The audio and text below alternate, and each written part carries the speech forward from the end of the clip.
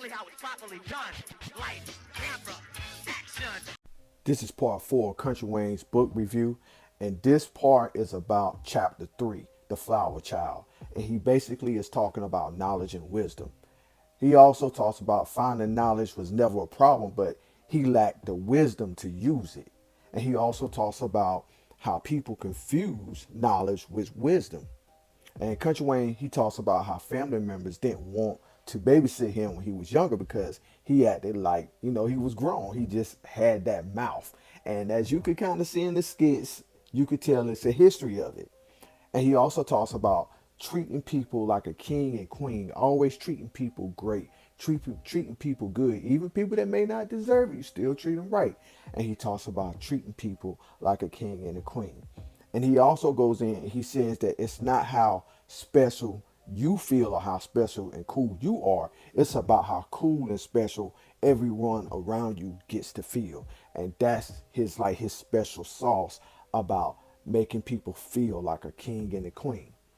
He also talks about around the age of 6 when he realized him and God had a special relationship. He realized that, okay, I have a relationship with God. He talks about how the sunflowers seemed to be watching him at his great grandma's house yard, like everywhere he went, in the front yard, the backyard, wherever he turned, going to the road, whatever the case may be, it seemed like that sunflower was following him. And he said that that moment in time kind of changed his life.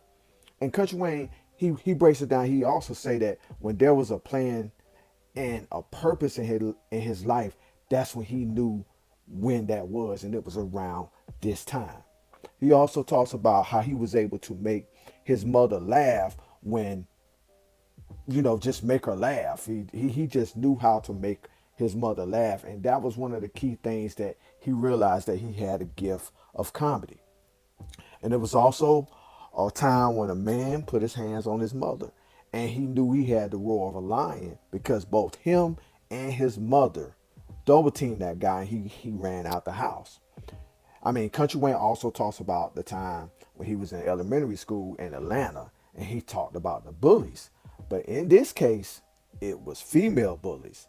And just by him being in the city, it gave him the knowledge and the hustle with the intensity of just moving around in the city of Atlanta when he was a young child.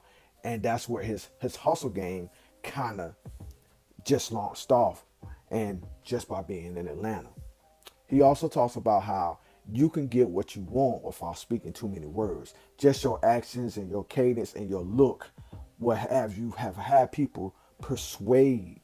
You can persuade people just by saying less. And he gives an example when he was trying to get cheesecake in the line, and you could only get cheesecake one time, but he managed to get it twice. And when the man kind of realized that you've been here before, Country Wayne just gave him that look, and he was steadfast, and the guy finally gave in. And that's what he was talking about, not speaking too many words. And he also talks about when he was younger, around 5 or 6, 6.5 years old, when he had become a fan of Tupac. He was a Tupac fan at that young age, and he was like, the song "Keep Your Head Up" was one of his songs that was playing everywhere. And then, it was just "Keep Your Head Up" was an inspirational song that Tupac wrote. Remember, the video had Jada Pinkett Smith in the video and everything like that, and he knew that that song was inspirational because it was playing everywhere in the city. And he also found out when Tupac died that the person on the school bus told him that Tupac died, and he didn't believe it, and he was just irate about it, and he just couldn't believe it. But also, while he was in Atlanta, he seen the flourishing and the successful the blacks and the black business people in Atlanta, where they was doing everything legit and having money, and that was like another inspiration to him. And one of the things that he talks about was when you identify a lesson that has helped you, name it and claim it. And the next thing you need to do after you name it and claim it is gain the knowledge and wisdom to put it to use and share it with someone who might can benefit from it. And that kind of sums up this chapter of chapter 3, The Flower Child. We're going to be back with more chapters to review of this Country Wayne book.